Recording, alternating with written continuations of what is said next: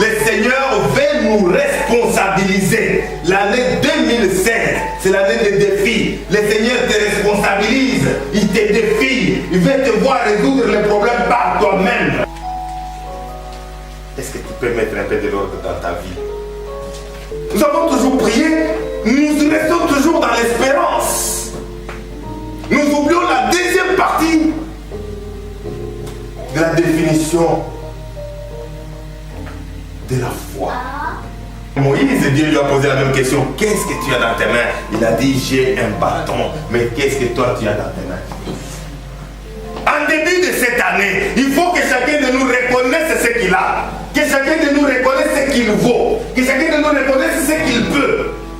Même si c'est minime. Est-ce que tu peux mettre un peu de l'ordre dans ta vie? Le Dieu que nous servons, c'est un Dieu d'ordre. Amen. C'est un Dieu d'ordre. S'il n'y a pas d'ordre dans ta vie,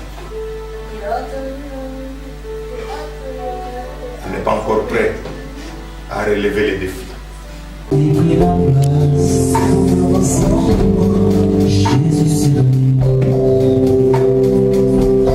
ne peux imaginer. Éternel Dieu d'un grand Dieu, nul n'est comme toi.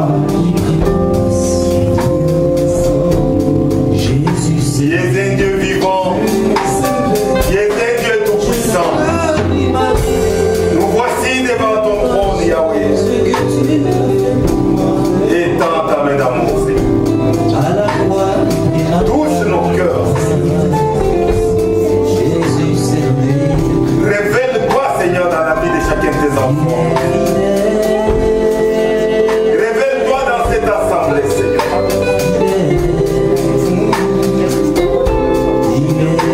Cher Saint-Esprit, nous t'élèvons. Parle-nous. Jésus-Christ, tu es fidèle.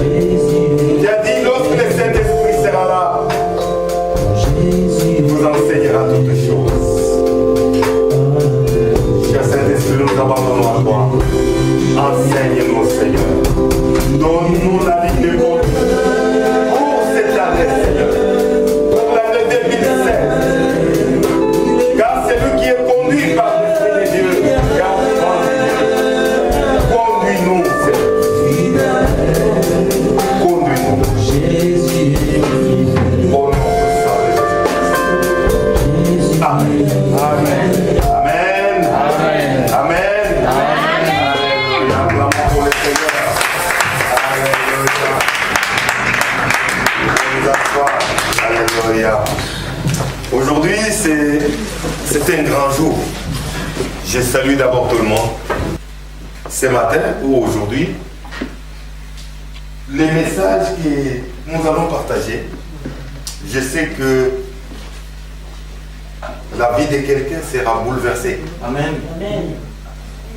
Celui qui sera attentif à ces messages, celui qui aura un esprit ouvert à ces messages, sa vie sera transformée.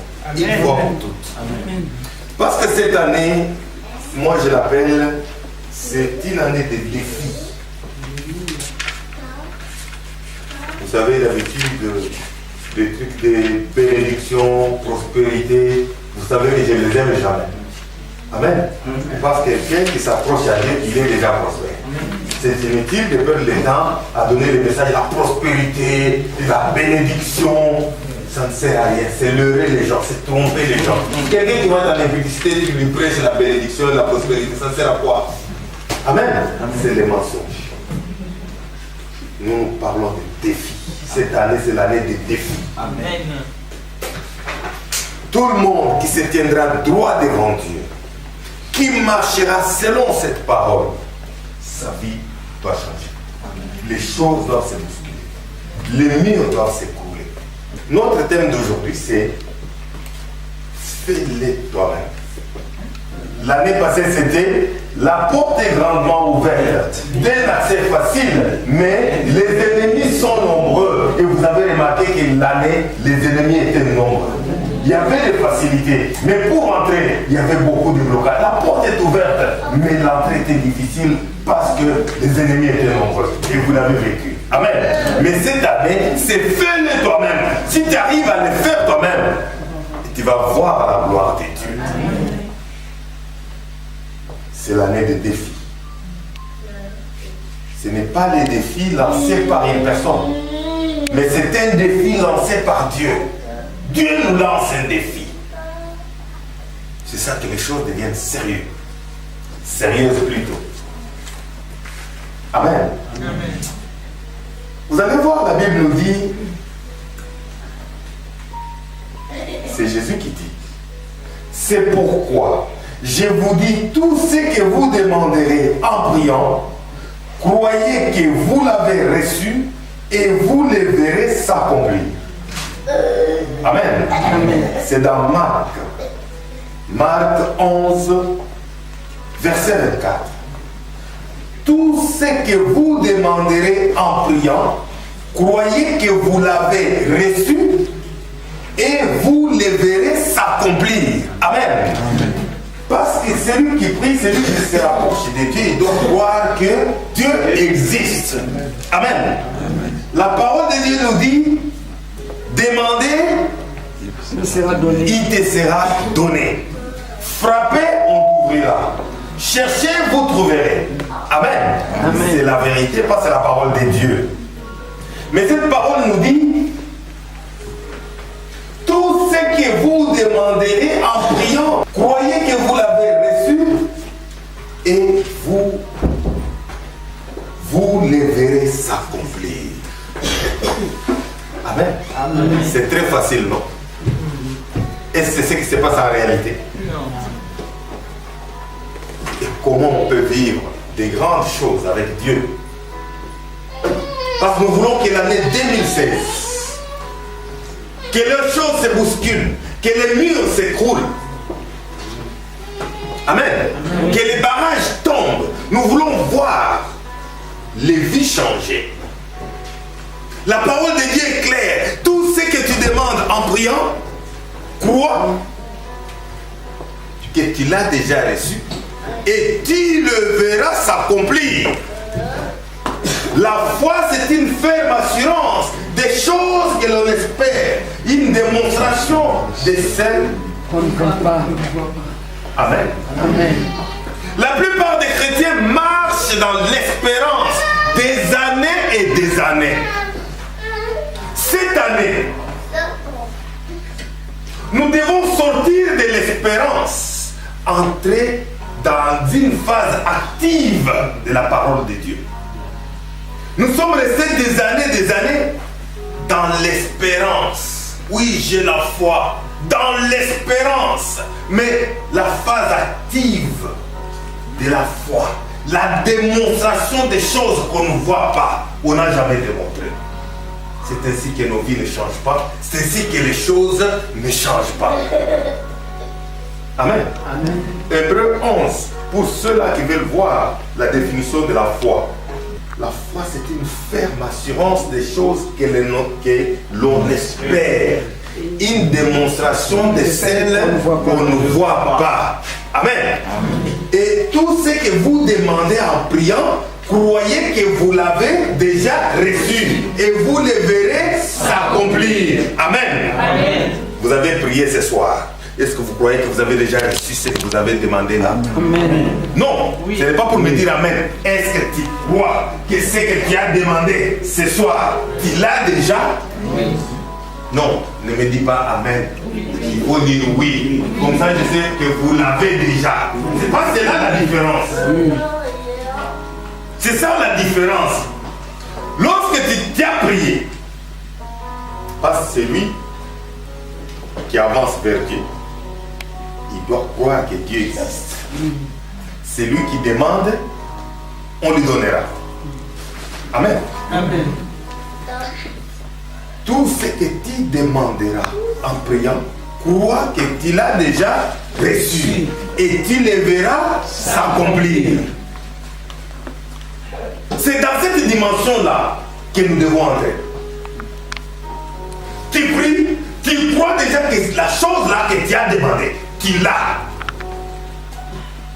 Amen. Tu possèdes déjà cette chose-là. C'est ainsi que tu verras cette chose-là arriver. Mais les chrétiens, ils prient, ils demandent. Mais ils restent dans l'espérance. J'aurai. Ce n'est pas j'ai. Comme j'ai demandé en priant, je possède. Non. Les chrétiens, comme j'ai demandé en priant, j'aurai. Est-ce que vous comprenez ce que je veux dire? Amen. Nous marchons dans j'aurai. Mais la Bible nous dit que lorsque tu demandes en priant, tu possèdes. Tu dois marcher dans la démonstration. La foi, c'est une ferme assurance des choses que l'on espère, une démonstration de celles qu'on ne voit pas. Nous devons cette année marcher dans la démonstration. Amen. Amen. C'est-à-dire, qui prie, Seigneur, donne-moi un mari. Tu peux donner les traits que tu veux. Un mari qui a la calvitie, par exemple. Ou un mari qui porte des lunettes. Amen. Il y a des villes qui sont en train de rire. Bon, tu peux mettre les caractéristiques que tu veux. Tu as demandé tout ça en priant. Amen. Amen. Maintenant, qu'est-ce que tu vas faire après ça? Maintenant, tu dois te projeter. Parce que tu as déjà eu ce mari-là selon la parole de Dieu. Parce que tu possèdes déjà. Si tu demandes en priant, tu as déjà. Et tu verras ce que tu as demandé s'accomplir. C'est ce que la parole de Dieu nous dit. C'est-à-dire, lorsque tu as demandé ce mari-là, avec tout ce que tu as donné comme caractéristique, spirituellement, tu l'as déjà. Et tu les verras s'accomplir. Projette maintenant. Parce que maintenant, tu dois marcher dans la démonstration, non? Projette. Maintenant, lorsque Dieu va manifester ces maris-là, parce qu'il a déjà, mais il n'est pas pour manifester. Lorsque Dieu va les manifester, comment tu vas te comporter? Amen. La façon dont tu vas te comporter lorsque le mari sera là, commence déjà à démontrer comme si ce mari-là est déjà là. Comporte-toi déjà. C'est-à-dire que tu te réveilles déjà, je ne sais pas si c'est à 5 heures ou 6 heures, tu fais déjà les petits déjeuners. Amen. Tu les fais pour toi-même. Tu fais les petits déjeuners, peut-être c'est pour toi-même. Tu manges. Amen. Tu rentres à la maison à 23 heures. Tu commences maintenant à rentrer à la maison à 17 heures, par exemple, ou à 16 heures. Amen. Et par exemple, tu ne préparais pas bien, tu ne savais pas comment préparer, tu demandes conseil, tu t'entraînes déjà. Amen. Ta façon même de t'habiller, tu t'habillais, je ne sais pas, avec des collants, des petites jupettes. Mais quel est cet homme qui peut avoir une femme à la maison qui s'habille en petite jupette, qui t'habille bien, qui t'habille, tu demandes des questions aux femmes mariées. Comment une femme mariée doit s'habiller? Tu commences à t'habiller de cette façon-là. C'est-à-dire, la préparation spirituelle que tu es en train de faire conditionne ton environnement et attire ton mari. Je ne sais pas si vous comprenez. Amen. Est-ce que vous avez compris ce que je dis? C'est-à-dire que tu conditionnes ton environnement. Comme tu marches dans cette dimension de la démonstration que tu as déjà ce mari-là, même ta façon de marcher doit changer. Amen. Amen. Donc tu dois changer ta façon de marcher. Pas une façon de marcher de provoquer des multitudes d'hommes. Tu marches comme une femme mariée déjà. Quand les gens te voient, en tout cas les maris de cette femme. Mais pourtant, avec les yeux, tu n'as pas encore vu ce mari-là. Mais les hommes qui te regardent disent, le mari de cette femme doit être heureux. Elle-même commence déjà à te donner les maris. Parce que l'atmosphère que tu as préparée, c'est pour que les maris entrent dans ta vie. C'est la démonstration. Amen. Amen. Les maris, tu as prié, tu as demandé quel est ton mari. par exemple, devienne normal. Amen. Tu as prié, tu as demandé que ton mari devienne normal. Parce qu'il rentre toujours à la maison ivre. À 4h du matin, quand il rentre, il te tape, tu as toujours les yeux gonflés. Tu as prié, tu as prié. Et tu te limites là. Tu ne vois pas ton mari changer. Tu es dans l'espérance que le mari change. Vrai ou faux? Oui. Tu espères que ton mari change. Tu pries. À genoux. Les genoux sont devenus noirs à force de t'agenouiller. Les bras, une femme, c'est devenu comme quelqu'un qui fait l'haltérophilie à force de se lever les bras. Des années, il n'y a pas de changement. Amen. Parce que Dieu est resté dans l'espérance. Tu pries pour que ton mari change. Amen. Amen. Sors maintenant de l'espérance. Entre dans la démonstration. Amen. Amen. Ton mari rentre à 2h du matin ivre comme d'habitude. Au lieu qu'il y ait la guerre et vous commencez à vous injurier, tout ça, tu lui fais la guerre, même une semaine tu ne lui parles plus. Il arrive, vous voulez qu'on donne au mari quel nom? Non. Non. Pas Ambroise. Non. Les maris arrivent à 2h ou 3h du matin, ivre, mort, tout ça. Il arrive. Et toi tu l'appelles bébé, un bébé qui a les dents dans toute la bouche. Amen. Amen. Et puis, malgré ça, tu lui mets à manger avec empressement. Bébé, tout ça, je ne sais pas, tu cherches de l'eau. Il sait se laver les mains, non? Il lave les mains, tu laves même les pieds. Amen. Et avec les citrons, imagine-toi maintenant, bébé vraiment, il va manger. Vous pensez que bébé dormira? Bébé va se poser des questions. Mais cette femme, pourquoi elle fait ça? Amen.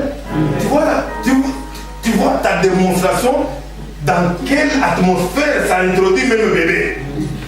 Bébé va se poser des questions. Un bébé qui a des dents dans la bouche. Amen. Amen. Bébé va se poser des questions. Mais cette femme, qu'est-ce qu'elle cache? Bébé demain rentre maintenant à 4h. Tu lui fais encore un gros foufou. Bébé mange, il est content. Quelqu'un qui a mangé à 4h. 6h, tu es déjà debout. Petit déjeuner, bébé, petit déjeuner. Il se réveille, il trouve le petit déjeuner, il mange encore. Bébé se pose des questions. Cette femme, qu'est-ce qu'elle cache? Aujourd'hui, je ne sors pas, je vais voir ce qu'elle va faire. Amen. Amen. Tu cherchais le changement. Tu as prié des années, tu as eu des tristesses.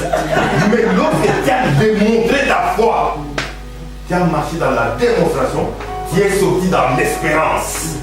Les chrétiens nous marchons dans l'espérance. Oui, mais j'ai prié. Oui, tu as prié. Tu es dans l'espérance ou tu es dans la démonstration. La démonstration. La démonstration dans nos vies. Dans les situations que nous rencontrons. Est-ce que nous pouvons démontrer que la parole de Dieu est la vérité? Je ne sais pas les deux exemples que j'ai donnés. Quand tu regardes comment ça transforme l'environnement, tout commence dans le spirituel avant de devenir matériel. Vous le savez, non? Oui. Mais dans le spirituel, tu sais que lorsque tu as demandé en priant, la chose que tu as demandé, tu l'as déjà eue. Et tu le verras ça comme. C'est-à-dire, tu te comportes comme si bébé avait déjà changé. Mais bébé n'a pas encore changé, mais toi, ta façon de te comporter, c'est comme si bébé était déjà devenu normal. Tu laves les mains avec le citron, comme maman faisait l'effet. Amen. Et tu lui fais le petit déjeuner, tu es gentil avec bébé. Bébé se sent aimé. Bébé laisse la boxe. Bébé commence à venir à la maison normale. C'est ce que tu as demandé à Dieu, non? Oui, l'environnement, la démonstration de ta foi, qui était dans l'espérance, qui a démontré ce qu'on ne voit pas, qui l'a amené visible. amener à l'existence ce qui n'existe pas visiblement. Qui amène à l'existence ce qu'on ne voit pas avec les yeux, ce qui était dans ta pensée, ce qui était dans ton esprit, ce que tu as demandé à Dieu en priant. Dieu te l'a donné, mais tu l'amènes à l'existence par la démonstration. Bébé n'a pas encore changé, mais toi tu te comportes comme s'il a déjà changé et tu le verras changer. Amen. Amen. C'est pourquoi cette année c'était une année de défis. C'est une année où nous devons mettre les choses dans la démonstration. C'est une année de risques. Nous devons risquer. Nous devons démontrer les choses pour lesquelles nous avons prié, les amener à l'existence, non pas force, mais nous coordonnons, parce que Dieu est pour nous, parce que sa parole est oui, amen. Nous coordonnons l'atmosphère, notre environnement, nous les coordonnons pour que les choses là deviennent visibles. Amen. Et ça doit devenir visible parce que la parole de Dieu est oui et amen. Amen. Nous avons toujours prié, nous restons toujours dans l'espérance. Nous oublions la deuxième partie de la définition de la foi. Amen. Amen. Nous allons ouvrir notre Bible dans Matthieu. Nous allons prendre un peu Matthieu.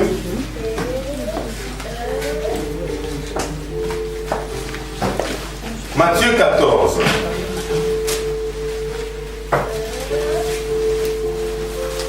Verset 13 à 21.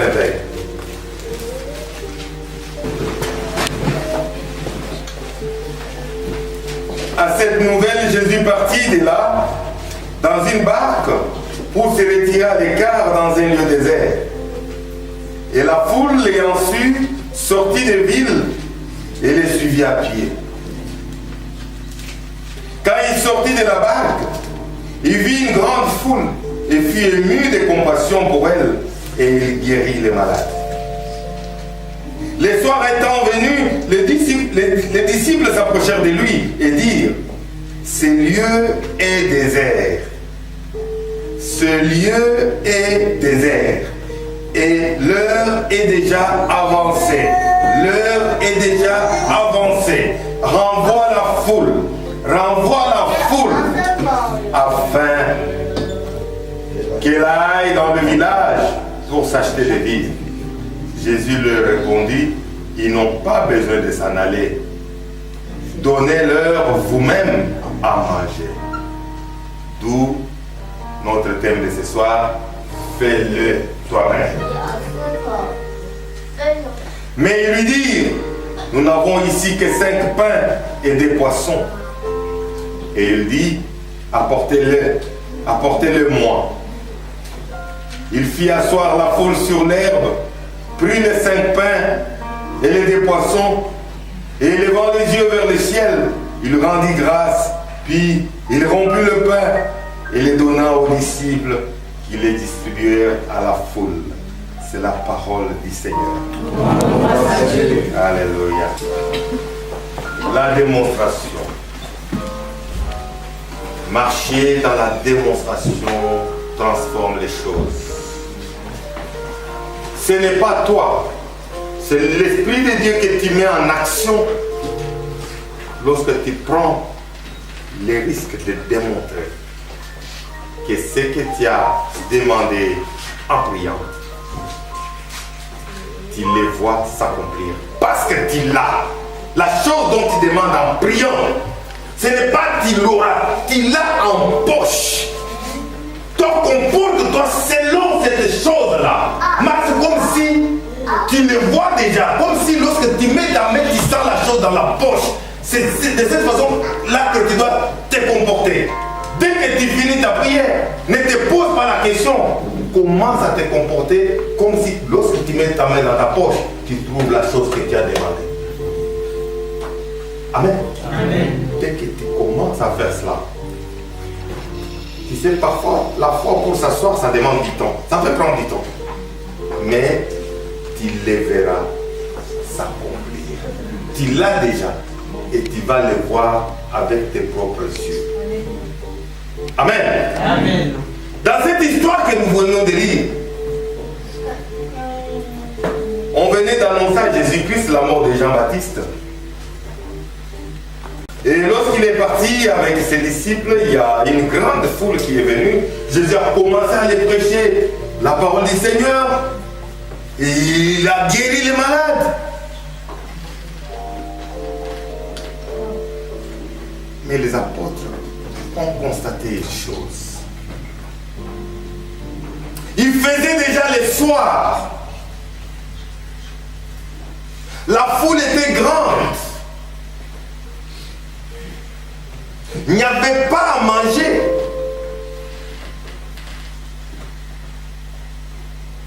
Ils sont venus dire à Jésus-Christ qu'il faut renvoyer cette foule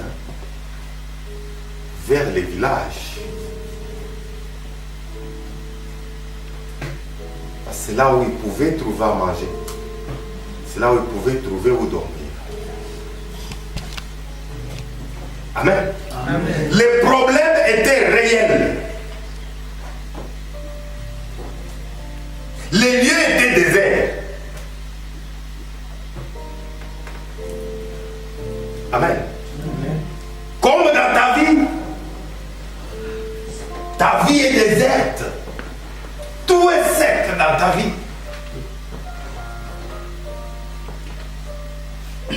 Et la parole de Dieu nous dit que c'était le soir. Amen. Peut-être les soirs de ta vie, le temps passe. Tu regardes ton âge. Le temps passe. Tu vieillis.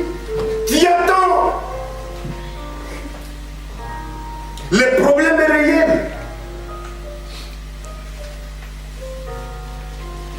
Et il n'y a pas à manger. Il demande au Seigneur de renvoyer la foule.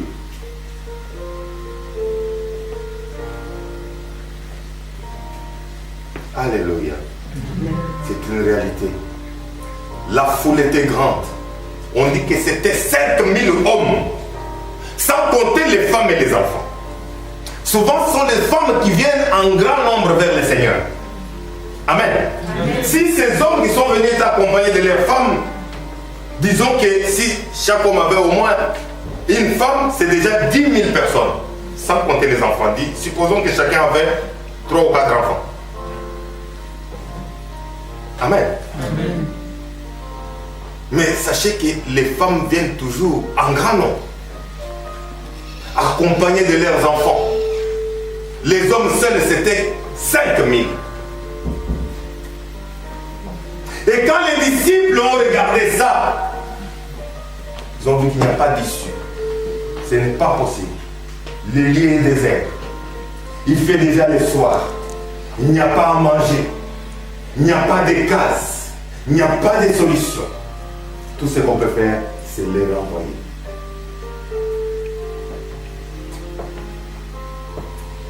C'est tout comme aussi dans nos vies. Nous trouvons que nous tendons déjà vers le soir. Tout est désert autour de nous. Il n'y a pas de solution. Il n'y a pas à manger. Il n'y a pas de loyer à payer. Il n'y a pas de minéral à payer. Les parents sont malades au pays. Il n'y a pas de moyen de les soigner. Et on est bloqué carrément.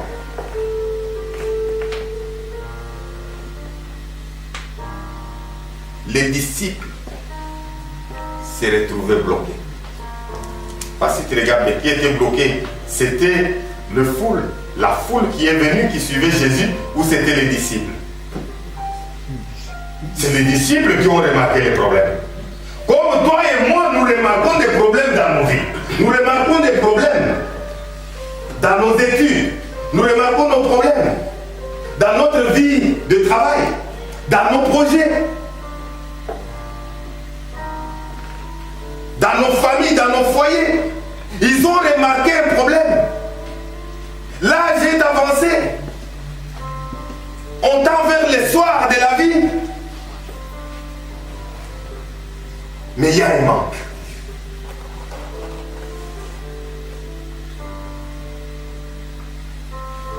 c'est une occasion pour pleurer. Non. Ils sont approchés vers le Seigneur, comme nous aussi nous approchons en priant. Parce qu'il est écrit tout ce que vous demandez en priant. Croyez que vous l'avez déjà reçu, vous le verrez s'accomplir. Amen. Amen. Ils se sont aussi approchés de notre Seigneur pour lui dire, Seigneur, il faut renvoyer ces gens-là. Parce qu'on n'a pas de nourriture à leur donner. Vous comprenez un peu ce que ça veut dire? Ça veut dire que Seigneur, même avec toi, même si Dieu est présent avec nous, nous sommes incapables de résoudre ces problèmes. Ça veut dire, Seigneur, quoi que Dieu est présent, Dieu est avec nous, nous t'avons prié, hein, mais nous pensons que même toi aussi tu es incapable de résoudre ces problèmes, parce que ce problème est complexe. Tu connais mon âge? Tu connais mon âge? Mon âge est déjà avancé. Ce problème-là, comment on va le résoudre? Selon mon expérience, ça n'a jamais été résolu. Amen. Amen. C'est ce que ça veut dire. Seigneur, tu ne peux pas. Même Jésus est incapable de résoudre ce problème-là. La seule solution, c'est renvoyer cette foule au village. Maintenant, les enfants de Dieu, renvoyer la foule au village, qu'est-ce que ça veut dire? Amen. C'est que renvoie cette foule dans le monde. Parce que ceux qui sont pour Christ, ils l'ont suivi pour écouter sa parole. C'était la foule. Et quand les apôtres trouvent qu'il n'y a pas de solution pour les nourrir, ils demandent au Seigneur de les renvoyer au village ou de les renvoyer dans le monde. Ils sont venus à Christ. Comme ils n'ont pas trouvé la solution, pour eux ils trouvent qu'il n'y avait pas de solution en Christ pour leurs problèmes. Ils demandent, en tout cas il faut qu'on les renvoie, qu'ils rentrent dans le monde où ils ont quitté. Ces gens-là venaient du village, ils ont fui le village, ils ont suivi Christ parce qu'il a la parole de vie. Amen. Mais les apôtres eux-mêmes viennent au Seigneur qui a la parole de vie pour lui dire qu'il faut que ces gens rentrent dans le monde, dans les désordres qu'ils faisaient, parce que nous n'avons pas de solution, quoi que toi-même tu es présent. Est-ce que vous comprenez cela? C'est ça la vie des chrétiens.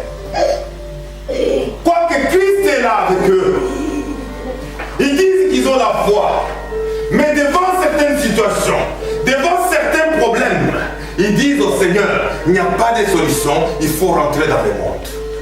Parce que la solution pour ces problèmes, il faut rentrer dans le monde. Amen. Au lieu de se mettre devant le Seigneur, suivre ses instructions, avoir la conduite du Saint-Esprit, trouver la solution à ces problèmes, on préfère faire recours à une connaissance qui est restée dans le monde. Qu'on connaît bien marabout, on ferme les yeux, on se dit, quand même c'est pour cette fois-ci. Amen. Devant certains problèmes qui se tiennent devant toi, tu as toujours reculé. Tu as toujours cherché les solutions dans les mondes. Chez les pécheurs, les gens qui ne craignent pas l'Éternel. Nous sommes dans l'année des défis. L'année des défis. L'année là que nous commençons en 2016 là. Année des défis. Amen. Dieu nous défie. Oh, les sorciers, lorsqu'ils ont fait ceci, oublie les sorciers là. Oublie. Mets-toi devant Dieu. Dieu te défie. Dieu veut te voir faire des choses qui étonnent les sorciers. Amen. Dieu veut que tu étonnes les sorciers parce que Jésus-Christ t'a donné l'autorité de pouvoir. Qu'est-ce que tu en fais? Amen. Maintenant, tu es devant une situation. Toi, tu veux rentrer dans le monde pour chercher la solution dans le monde. Ça veut dire que Jésus-Christ est incapable. Ça veut dire que Dieu est incapable de résoudre ton problème. Mais pourtant, la parole de Dieu nous dit, rien n'est impossible à Dieu. Rien n'est impossible à Dieu. Mais nous rentrons chercher des solutions dans le monde. Ils sont venus, ils ont présenté les problèmes. Seigneur, c'est le soir. Il n'y a pas à manger. Regarde la foule. Jésus-Christ leur a dit, donnez-leur à manger vous-même. Il dit, la Seigneur, ils sont nombreux, tout ça. Jésus dit non, ils partent nulle part. Ils doivent rester là. Vous-même, donnez-leur à manger. Défi. C'est comme le défi que nous avons trouvé la solution à tes problèmes. Toi-même. Quel défi? Jésus dit aux disciples, donnez à manger à ces gens-là. Vous-même donnez à manger. Et les disciples ont dit, mais Seigneur, là ils se sont dit eux-mêmes, mais il est fou. Et s'imagine, nous n'avons que 5 pains. Nous n'avons que 5 pains. Les hommes, c'est 5000, sans compter les femmes et les enfants. Si nous comptons les femmes et les enfants, ça va faire environ 30 000. Nous n'avons que 5 pains. Les lieux déserts. Comment nous allons les nourrir? Amen. Ceux qui ont pris Jésus-Christ, c'est pour eux faux. Parce qu'il leur a dit, vous-même, donnez-leur à manger. Devant ta situation, quand Jésus te dit, résous ces problèmes que tu as là, toi-même, qu'est-ce que tu te dis? Tu commences à raconter tout au Seigneur, tu penses qu'il ne connaît rien. Seigneur, tu connais mon problème là. Tu dis ton salaire au Seigneur. Seigneur, je n'ai que 1800 euros. Quand je paye ma dîme, pour cela qui paye la dîme. Il y a des gens qui pensent qu'ils sont exemptés des dîmes. C'est peut-être une voie. Amen. Nous voulons cette année les choses s'ouvrir financièrement. Obéissons à payer notre dîme. Seigneur, quand je paye ma dîme, tu commences à faire le calcul mental avec le Seigneur. Tu penses qu'il ne connaît pas. Amen. Et puis tu lui racontes comment les parents sont malades au village. Tu dois envoyer l'argent. Tu parles des arriérés des loyers. Tu parles des couverts. Tu expliques tout ça au Seigneur. Tu dis, regarde ce qui me reste 50 centimes. Maintenant, qu'est-ce que je vais faire? Mais le Seigneur te dit, malgré ça, résous ces problèmes-là toi-même. Oh Seigneur, d'abord pour le carburant, il me faut du carburant, je verrai maman Alphonsine pour mettre un peu de carburant. Le Seigneur te dit, résous ces problèmes-là toi-même. Oh les minervales des enfants, le Seigneur te dit, résous ces problèmes-là toi-même. Oui, ma femme m'a laissé, elle est partie. Oh, parce que je n'ai pas d'argent. Le Seigneur te dit, résous ces problèmes-là toi-même.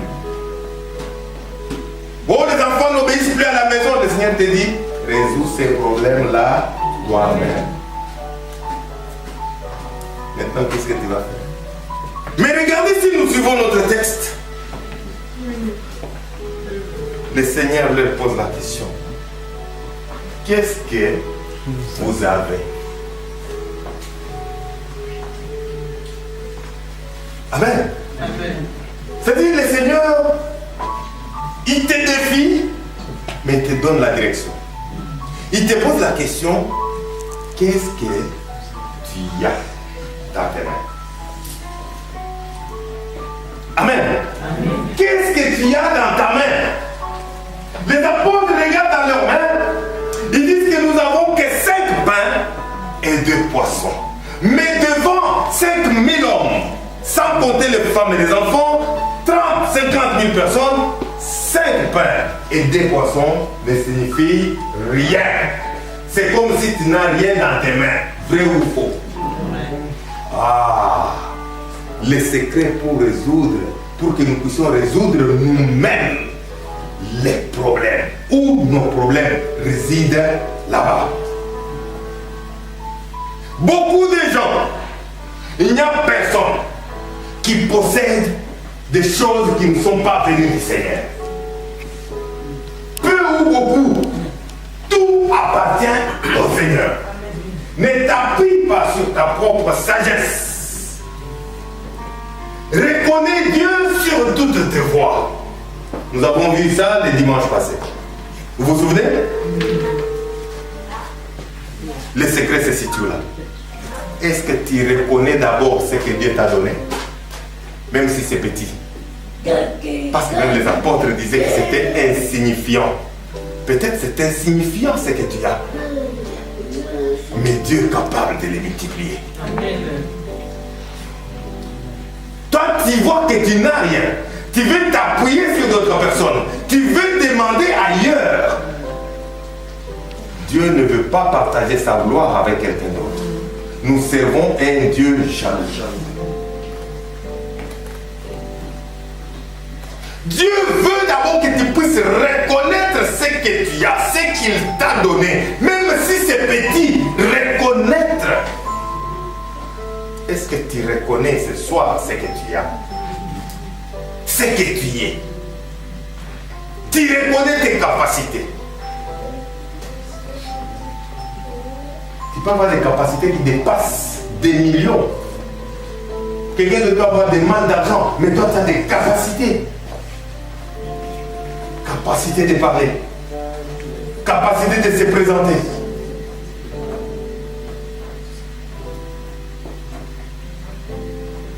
Qu'est-ce que tu as? Seulement ta capacité de te présenter, on peut te prendre comme mannequin, tu es millionnaire avec l'un d'eux. Dieu est capable de multiplier à partir de la capacité que tu as. Mais reconnais ce que tu as. Qu'est-ce que tu as dans tes mains?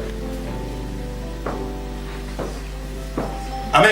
Amen. Même Moïse, Dieu lui a posé la même question. Qu'est-ce que tu as dans tes mains? Il a dit, j'ai un bâton. Mais qu'est-ce que toi tu as dans tes mains? En début de cette année, il faut que chacun de nous reconnaisse ce qu'il a. Que chacun de nous reconnaisse ce qu'il vaut. Que chacun de nous reconnaisse ce qu'il peut. Même si c'est minime. Même si ce n'est pas visible aux yeux des autres. Parce que ton problème qui se présente est tellement grand que ce que tu as semble n'être absolument rien. Amen. Amen. Le problème est tellement grand à tel point que quand tu regardes ces problèmes-là, tu regardes toi tes moyens que tu as, tu vois que tu n'as rien. Cette nuit, ce matin, Dieu te demande de tourner le dos à ton problème-là, qui t'a demandé de résoudre toi-même. Tourne le dos à ce problème-là. Regarde plutôt ce que tu as dans tes mains. Regarde les moyens que tu as. Amen. Amen. Est-ce que vous comprenez quelque chose? Chacun de nous a quelque chose de Dieu. Ça peut être petit, mais quand tu les compares à ces problèmes, c'est tellement grand le problème que tu vois que tu n'as rien. Si tu ne sais pas reconnaître ce que tu as, c'est impossible que tu trouves la solution à ce problème-là. Amen. Amen. Si tu ne reconnais pas, tu sais, beaucoup de gens ne sont pas reconnaissants. Il y a une feuille où les gens pouvaient écrire leurs témoignages. Les gens ne sont pas reconnaissants. Les gens veulent dire que Dieu est incapable, il n'a rien fait dans leur vie. Il y a eu quelques personnes qui sont venues témoigner. C'est ce que ça signifie. Vous comprenez un exemple simple. Vous voulez dire que Dieu n'a rien fait pour vous. Vous avez pris les traits ce matin. Mais ces traits-là, vous pouvez faire un accident, vous mourrez. Vous pensez que vous êtes parti, vous êtes revenu par votre force, ou bien parce que Dieu a peur de vous. C'est par sa grâce. Témoigner, reconnaître même la grâce de Dieu. Qui veut témoigner? Qui écrit ton nom? Moi, je viens témoigner parce que Dieu m'a préservé, Dieu a renouvelé son souffle de vie. Et c'est la vérité. Mais les gens sont capables de le faire et trouvent que dormir, se réveiller, c'est leur droit parce que Dieu a peur d'eux. La reconnaissance de ce que Dieu nous a donné, même si c'est petit, Dieu est capable de les multiplier. Le Dieu que nous servons, c'est un grand Dieu. Il est assis sur son trône. Il règne. Amen. Tout lui est soumis à jamais. Dieu veut que nous puissions reconnaître même le peu qu'il nous a donné. Dès que nous reconnaissons, nous déclenchons les miracles.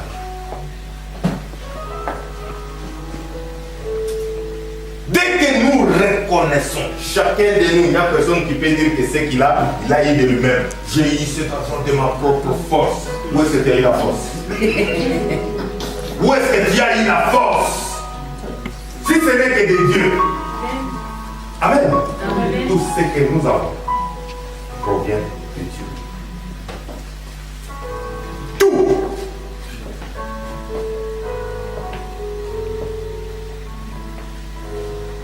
Nous voulons la paix vient de Dieu, la joie vient de Dieu, les sommeils viennent de Dieu. Je vous ai toujours raconté une histoire de la dame que j'ai croisée qui était millionnaire, mais qui ne pouvait pas dormir, elle n'avait pas de sommeil, mais elle a des millions, mais elle pleure parce qu'elle ne dort pas. Vous trouvez ça normal?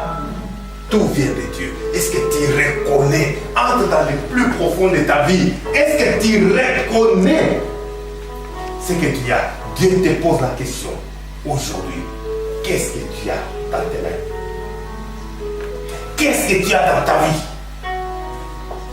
Tant que tu ne reconnais pas encore, ça sera vraiment une recherche que chacun de nous doit faire.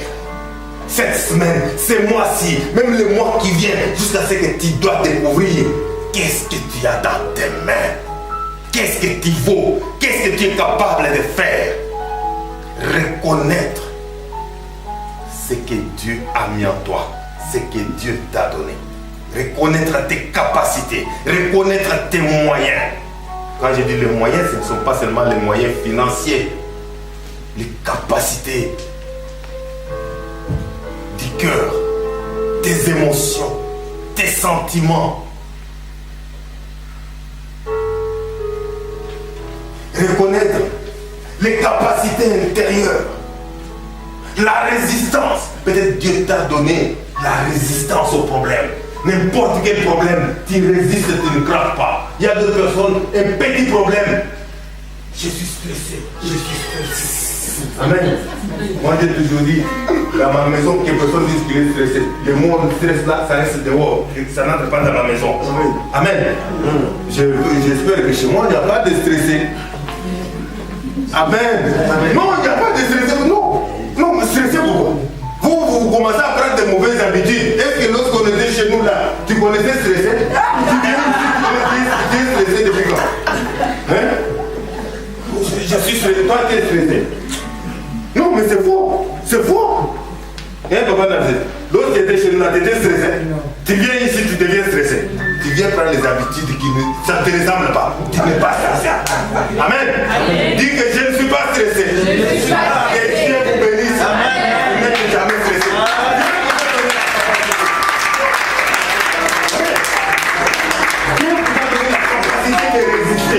Vous arrivez dans ces pays sans un sou en poche. Vous arrivez dans ces pays sans papier. Amen. Je vous donne la résistance. Vous commencez à appeler les 115, vous tournez d'hôtel en hôtel. Les natifs de ces pays se tuent. Mais toi, Dieu t'a donné un cœur dur, la résistance. Et maintenant, tu souris. Tu te promènes, tu te tapes, oh, maintenant je suis français. Tu es français, tu sais d'où tu es venu. Amen. Que Dieu vous bénisse. Amen.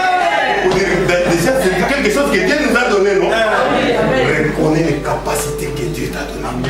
Dès que tu reconnais ces capacités-là, dès que tu reconnais ce que tu es capable de faire, parce que tout provient de Dieu. Le moment que nous ne voulons pas reconnaître cela, cette manque de reconnaissance bloque notre vie. On ne peut pas résoudre nos problèmes tant que nous ne sommes pas reconnaissants envers Dieu de ce qu'il nous a donné. Même si ça semble petit, mais sache que Dieu peut les fructifier, Dieu peut les multiplier. Des Rois, chapitre 4, verset 1 à 7. Il y a un serviteur de Dieu qui est mort avec des dettes. Et les créanciers venaient maintenant, ils voulaient prendre les deux fils pour aller les vendre comme esclaves pour avoir un peu d'argent, pour récupérer son argent. Et Élisée est arrivé, la femme est allée voir Élisée pour lui dire, mon Seigneur, mon mari craignait Dieu, mais il est mort avec des dettes. Maintenant, les créanciers veulent venir prendre ses enfants pour aller les vendre. Amen. Élisée lui a posé la question. Qu'est-ce que tu as? Amen. Amen. Dieu avait posé la question à Moïse. Qu'est-ce que tu as dans ta vie? Jésus a posé la question aux disciples pour leur demander qu'est-ce que vous avez? Élisée pose la question à la femme pour lui dire qu'est-ce que tu as à la maison? Qu'est-ce que tu as à la maison? Et cette femme répond que j'ai rien du tout à la maison qu'un vase d'huile. Amen. Essaye un peu d'analyser l'histoire. Cette femme n'a rien du tout à la maison, sauf un vase d'huile. C'est que cette femme n'avait même pas de lit, n'avait pas de chaise, n'avait pas de table, n'avait pas de casserole. Cette femme était locataire, même la maison ne lui appartenait pas. Parce que les créanciers pouvaient dire, je prends la maison, je vends pour récupérer mon argent. Je ne sais pas si vous comprenez. Elle n'a qu'un vase d'huile. Dans d'autres versions, c'est un fiole. Ça dit une petite bouteille avec huile. Amen. Elle a reconnu ce qu'elle possède. C'est ça qui donne la facilité à la résolution des problèmes. Est-ce que nous reconnaissons ce que nous possédons? Qu'est-ce que tu possèdes? Qui sait ce qu'il possède? C'est le secret de tout. Connaître ce que vous possédez vous ouvre les portes. Qu'est-ce que vous possédez? Cette femme, elle l'a reconnu. Elle n'a qu'un vase d'huile. Et quand on veut un peu analyser, on trouve que c'est que même la maison dans laquelle elle habitait ne lui appartenait pas. Parce que monsieur pouvait vendre la maison, le problème est résolu. Le monsieur pouvait vendre les lits ou les chaises. C'est que cette femme n'avait ni chaise ni quoi. Elle était dans une pauvreté la plus noire. Tout ce qu'elle pouvait avoir, ce qui lui appartenait, ce n'était qu'un petit vase d'huile. Amen. Amen. Premier point, qu'est-ce que vous avez? Amen. Amen. Et lorsque cette femme a dit, a reconnu ce qu'elle avait, l'homme de Dieu lui dit, va dans les villages, demander des récipients.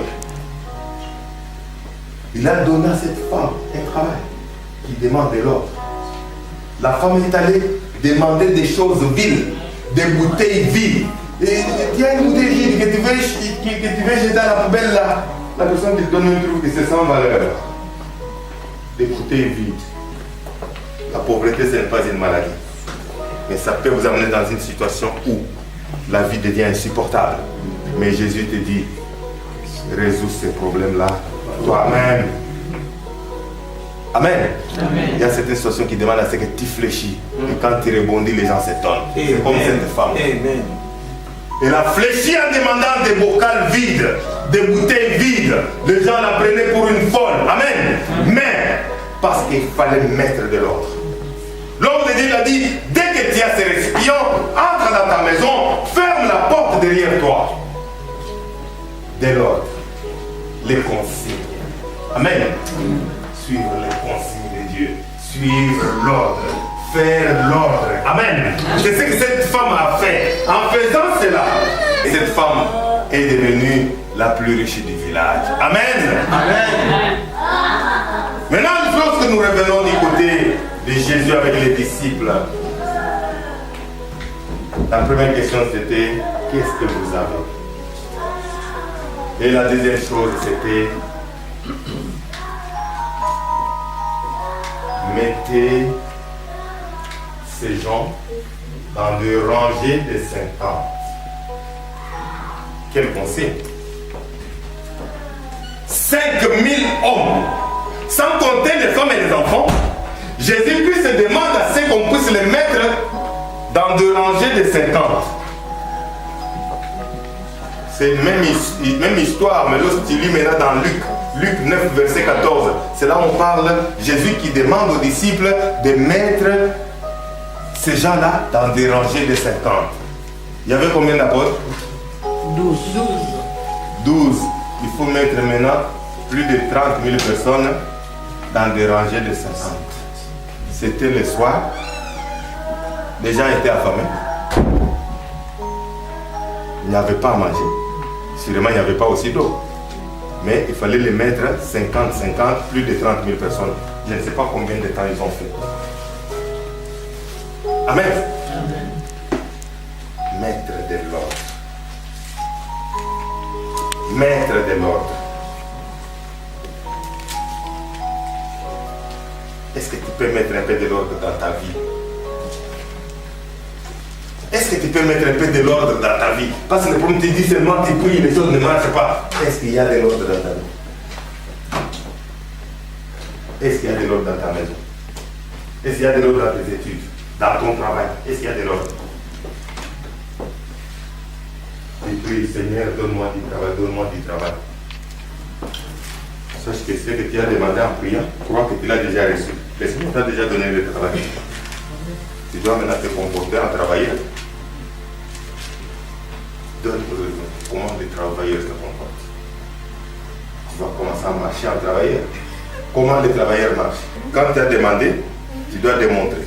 C'est-à-dire que tu dois commencer en travailleur, t'habiller en travailleur, te réveiller aux heures que les travailleurs se réveillent. Ce n'est pas tu as prié Seigneur pour le travail, tu te réveilles à 11 heures. Quel travail tu vas aller faire à 11 heures?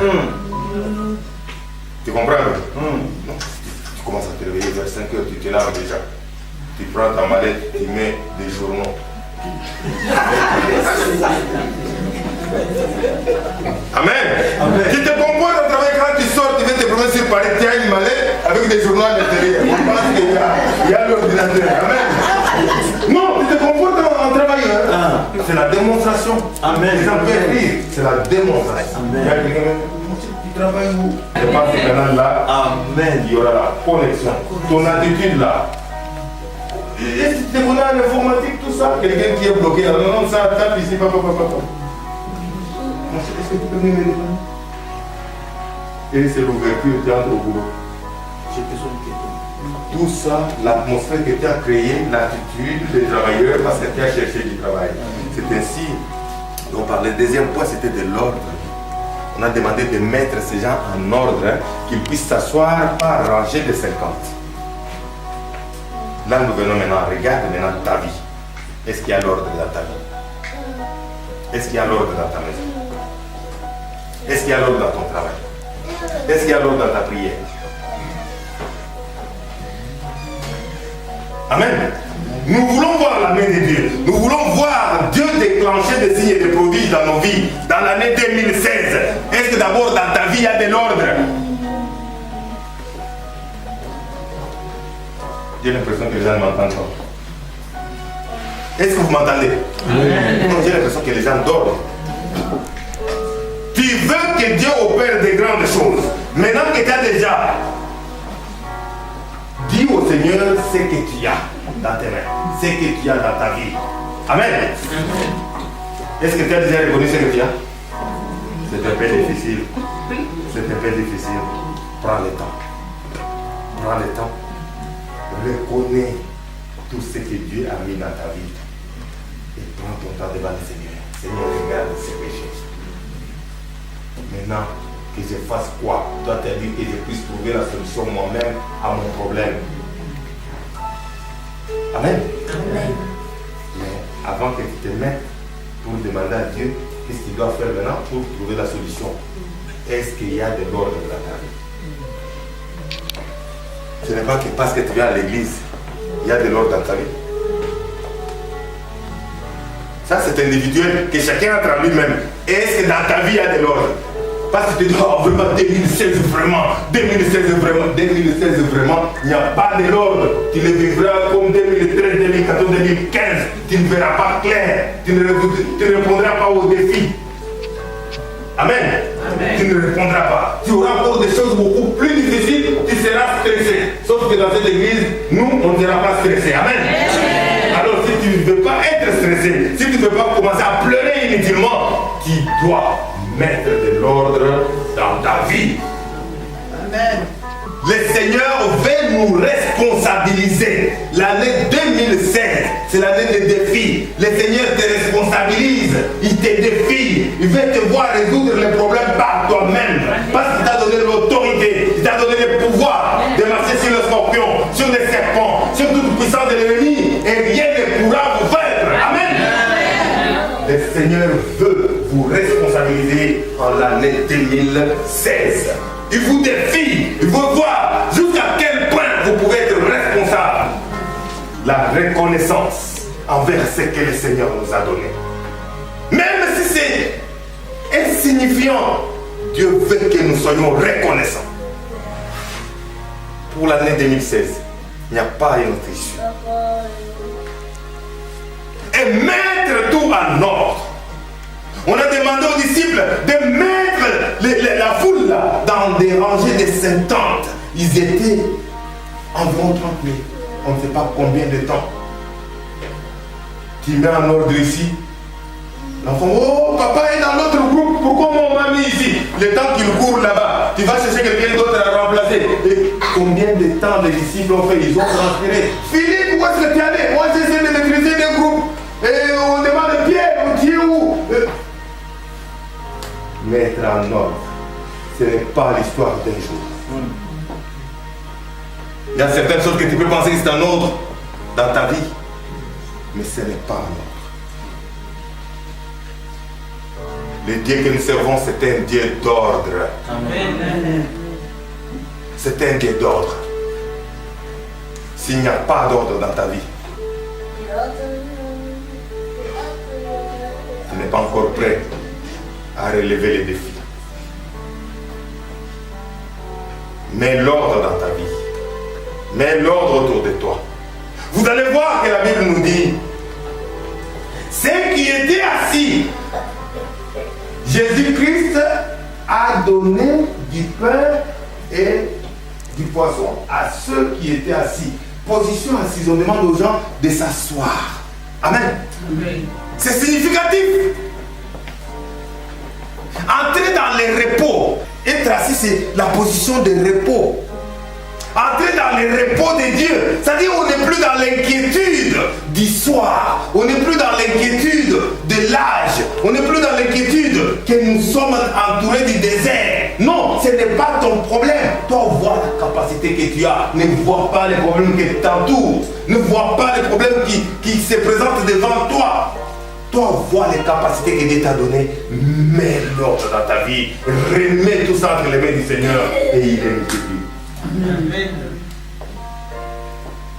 Je ne sais pas si il y a une zone d'ombre. Lorsque vous lisez la Bible, on vous dit ils se sont mis dans des rangées de 50. Ils étaient assis dans l'air. Position assise, c'est position de repos. Entrer dans les repos de Dieu. Entrer dans la paix de Dieu. Quitter l'agitation. Ta vie est agitée. C'est difficile de résoudre des problèmes par toi-même. C'est difficile de résoudre des problèmes par toi-même parce que tu es dans l'agitation. Entre dans les repos de Dieu. Mets l'ordre dans ta vie. Entre dans les repos de Dieu. Entre dans la paix de Dieu. Dès que tu es dans la paix de Dieu. Dès que tu n'es plus inquiété par l'environnement. Tu n'es plus inquiété par le désert. Ce n'est pas que le désert est parti. Le désert est là, mais tu ne le vois plus. Parce que tes yeux sont fixés sur le Seigneur. Amen. Parce que tu t'appuies sur le Seigneur. C'est ainsi, lorsqu'ils ont mis les gens en ordre, les gens sont entrés dans la phase de repos, dans la phase de paix en Dieu. Ils ont dit, Seigneur, nous avons fini. Ils sont tous assis. À ce moment-là, ils ont pris les 5 poissons, les moyens qu'ils avaient. Ils ont donné au Seigneur. Seigneur a rendu seulement grâce. La Bible nous dit qu'il a regardé les yeux levés vers le ciel. Il a rendu grâce. Dès qu'il a brisé, ça s'est multiplié. Dieu est capable de multiplier les choses dans ta vie. Dieu est capable en 2016 d'ouvrir les portes que tu as pensé que depuis des générations, ça ne s'ouvre jamais. L'année 2016, c'est une année de défi. C'est une année que nous devons marcher dans la démonstration. C'est une année que nous devons évaluer ce que nous avons comme moyen qui viennent de Dieu. Parce que c'est le seul qui nous donne ces moyens-là. 2016, c'est une année où nous devons mettre l'ordre dans nos vies. C'est une année où nous devons entrer dans la paix. Nous devons entrer dans le repos de Dieu. Quand on parle de repos, c'est comme Abraham. Lorsqu'Abraham était dans l'agitation en cherchant l'enfant, il était agité, il n'a pas vu l'enfant. Il était agité jusqu'à ce qu'il est parti prendre la servante de Sarah. Parce qu'il était dans l'agitation. Mais lorsqu'il est entré dans le repos, lui-même pensait que son corps était usé. C'est à ce moment-là qu'il a eu Isaac. Lorsque l'agitation était terminée. Que Dieu vous bénisse.